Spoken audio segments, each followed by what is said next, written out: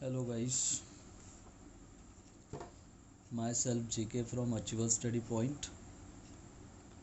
और achiever study point की तरफ से जो वीडियो लेक्चर्स बनाए जा रहे हैं, आई होप सो आपको वो समझ में आ रहे होंगे। हमने लेसन शुरू किया था मैथमेटिकल लॉजिक, और मैथमेटिकल लॉजिक जो है उसमें जो कंसेप्ट मैंने आपको समझाने हैं उसमें हम पढ़ेंगे मैथमेटिक लॉजिक का पार्ट 5। और बहुत ही छोटा सा और इम्पोर्टेंट सा टॉपिक है quantifiers and quantified statement. Quantifiers and quantified statement क्या होते हैं वो सबसे पहले हम डिफाइन करेंगे, समझ लेंगे। ठीक है, सो स्टूडेंट्स, क्वांटिफायर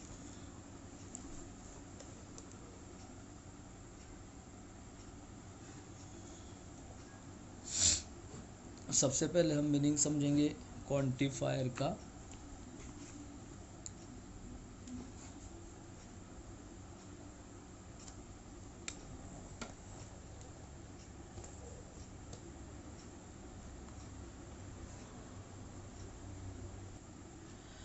सो क्वांटिफायर से शुरू करते हैं हम।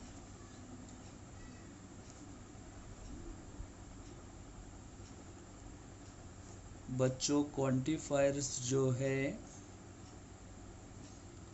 वो दो टाइप के होते हैं। पहला, जिसको हम कहते हैं यूनिवर्सल क्वांटिफायर। ठीक है, यूनिवर्सल क्वांटिफायर। ठीक है, यूनिवर्सल क्वांटिफायर को जनरली हम डिनोट करते हैं इस सिंबल से, उल्टा ए। ठीक है, ए को उल्टा कर दो तो वो हो जाएगा यूनिवर्सल क्वांटिफायर। यूनिवर्सल क्वांटिफायर, इसका वर्बली मीनिंग होता है फॉर ऑल। ठीक है, एक तो इसका मतलब होगा फॉर ऑल। ठीक है, या इसका एक और मीनिंग होता है फॉर एवरी। क्या होगा? For every. ठीक है, यानी ये जो कंडीशन है, ये जो सिंबल है वो हर एक के लिए अप्लाई होगा। इसीलिए इसको क्या कहेंगे, हम कैसे रीड करेंगे? फॉर ऑल, या हम कहेंगे फॉर एवरी। ठीक है, फॉर एग्जाम्पल अगर मैंने इसको ऐसा लिख दिया, ठीक है, for all x belongs to R. ठीक है, अगर मैंने मान लो इसको ऐसा लिखा, for all x belongs to R, इसका मतलब एक्स का जो वैल्यू है वो रियल नंबर होगी, या रियल नंबर के सेट पर बिलोंग करेंगी, या रियल नंबर के सेट से हम लेंगे। लेकिन रियल नंबर के सेट में से आपको हर एक वैल्यू चेक करना पड़ेगा, हर एक वैल्यू को आपको कंसीडर करना पड़ेगा, क्योंकि यहाँ पर कौन सा सिंबल हमने यूज़ किया, कौन सा, ठीक है, क्वांटिफायर यूज़ किया, universal quantifier, for all, for every. ठीक है, क्लियर। इसीलिए रियल नंबर के सेट में जितने भी वैल्यूज़ होंगे या जितने भी नंबर्स होंगे उन सभी के लिए ये कंडीशन अप्लाई होगी। ओके बच्चों, अब हम देखते हैं second quantifier.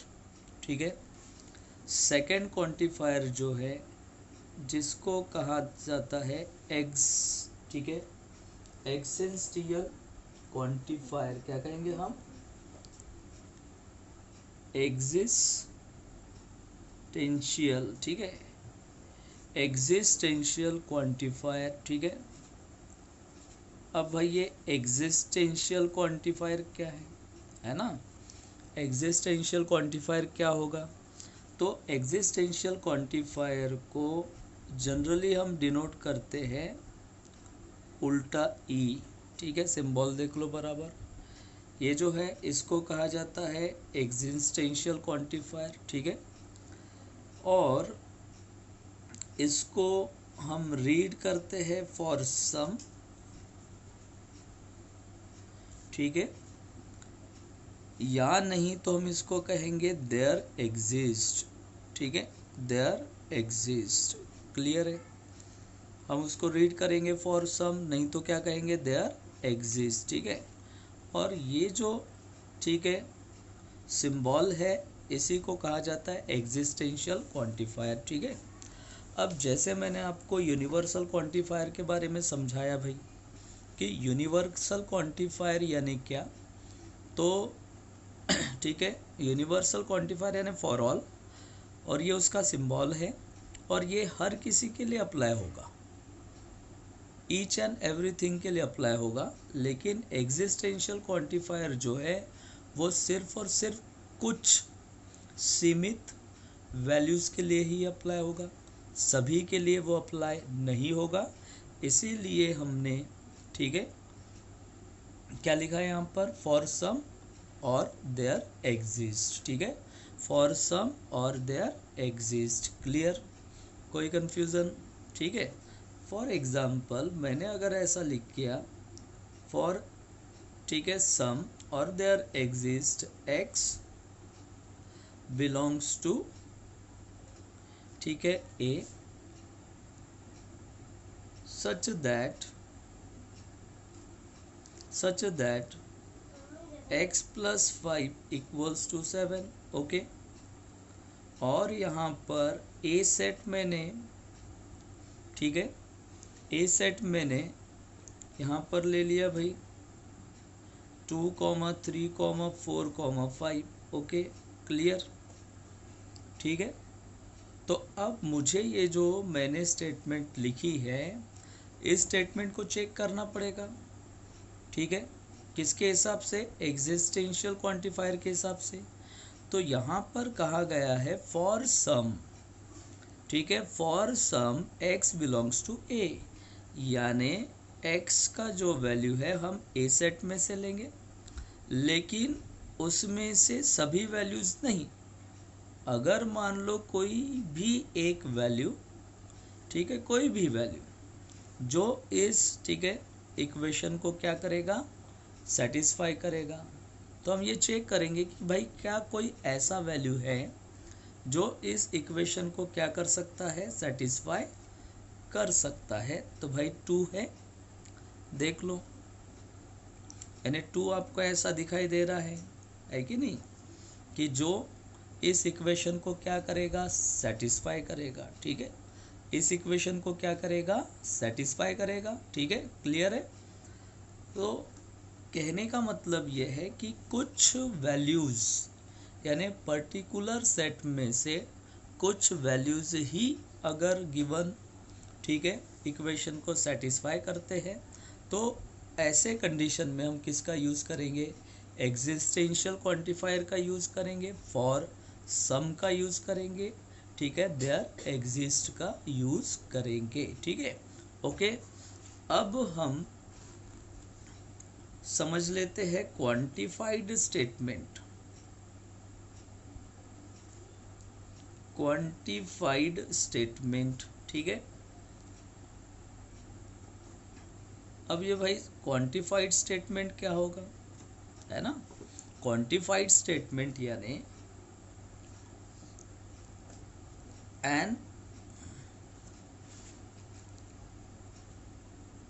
open sentence which contain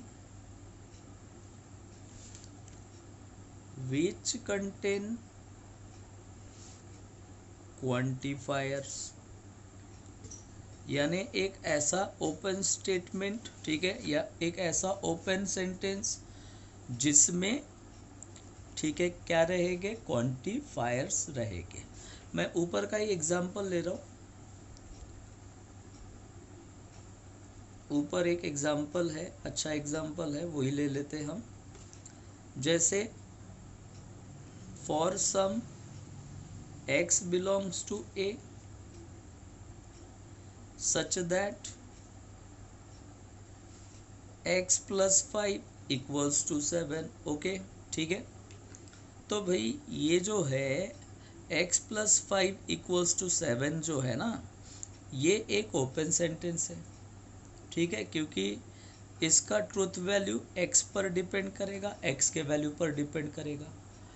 but यहाँ पर फॉर सम यानी एक्सिस्टेंशियल क्वांटिफायर का यूज़ हुआ है, इसीलिए इसको हम इस पूरे ओपन सेंटेंस को क्या कहेंगे, क्वांटिफाइड स्टेटमेंट। क्या कहेंगे इसको हम, क्वांटिफाइड स्टेटमेंट। ओके, क्लियर है। एक और एग्जांपल ले लेते हैं, ठीक है।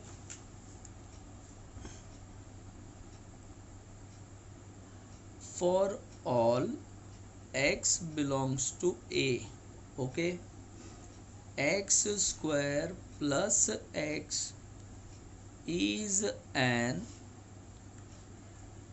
even number,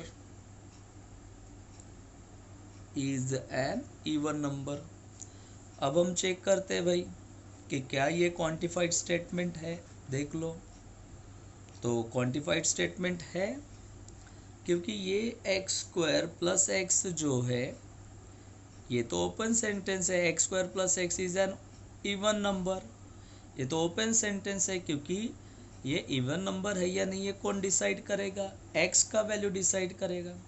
लेकिन यहाँ पर ये यूनिवर्सल क्वांटिफायर यूज हुआ है फॉर ऑल, इसीलिए, ठीक है, इसीलिए यहाँ पर इस पूरे ओपन सेंटेंस को हम क्या कहेंगे, क्वांटिफाइड स्टेटमेंट। क्या कहेंगे भाई इसको, क्वांटिफाइड स्टेटमेंट। ओके स्टूडेंट्स, तो आई होप सो आपको ये छोटा सा प्यारा सा कंसेप्ट क्वांटिफायर्स, क्वांटिफाइड स्टेटमेंट, ठीक है, ये समझ में आ गया होगा, ठीक है। अब इसी से रिलेटेड एक और टॉपिक हमारा बचा हुआ था, ठीक है, वो हम यहीं इसी पॉइंट में समझ लेते हैं, इसी पार्ट 5 में समझ लेते हैं, ठीक है। Okay okay students, next topic हम शुरू कर रहे हैं, कन्वर्स, इनवर्स एंड कॉन्ट्रापॉजिटिव, ठीक है। अब भाई ये कन्वर्स, इनवर्स, कॉन्ट्रापॉजिटिव होते क्या हैं। तो पहली बात तो आप ये ध्यान में रखेंगे कि कन्वर्स, इनवर्स एंड कॉन्ट्रापॉजिटिव जो है वो सिर्फ और सिर्फ इम्प्लीकेशन के लिए ही आएंगे, यानी इम्प्लीकेशन वाले स्टेटमेंट में ही, ठीक है, इम्प्लीकेशन वाले स्टेटमेंट में ही आपको कन्वर्स, इनवर्स एंड कॉन्ट्रापॉजिटिव पूछे जाते हैं, ठीक है, क्लियर है। जैसे आपको P इम्प्लाइज Q दिया है, P इम्प्लाइज Q दिया यानी ये इम्प्लीकेशन है, तो आपको इम्प्लीकेशन के ही converse, inverse and contrapositive find out करने पड़ेंगे। आपको conjunction, disjunction, conjunction, disjunction, biconditional, ठीक है, बाय कंडीशनल के बाद निगेशन, इनके आपको converse, inverse and contrapositives find out नहीं करने हैं। तो अगर आपको इनके converse, inverse and contrapositive find out करने हैं तो आपको कुछ रूल्स याद रखने पड़ेंगे। तो कन्वर्स हम समझ लेते हैं। कन्वर्स, अगर आपको P इम्प्लाइज Q दिया है तो P यानी फर्स्ट स्टेटमेंट, Q यानी सेकेंड स्टेटमेंट, तो आप क्या करेंगे ना, इसका उल्टा कर देंगे।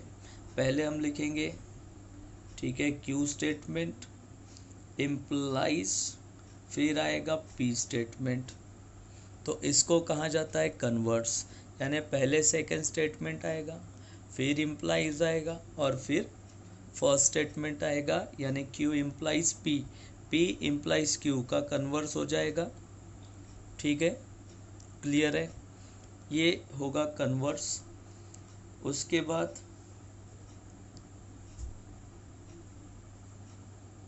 इनवर्स कैसे फाइंड आउट करेंगे भाई, तो इनवर्स फाइंड आउट करेंगे तो इनवर्स आएगा negation of P implies negation of Q, सीधा सीधा, यानी पहले स्टेटमेंट का P स्टेटमेंट का निगेशन इम्प्लाइज, ठीक है, सेकेंड यानी Q स्टेटमेंट का निगेशन, ओके, फर्स्ट स्टेटमेंट का निगेशन इम्प्लाइज सेकेंड स्टेटमेंट का निगेशन, क्लियर है, ठीक है।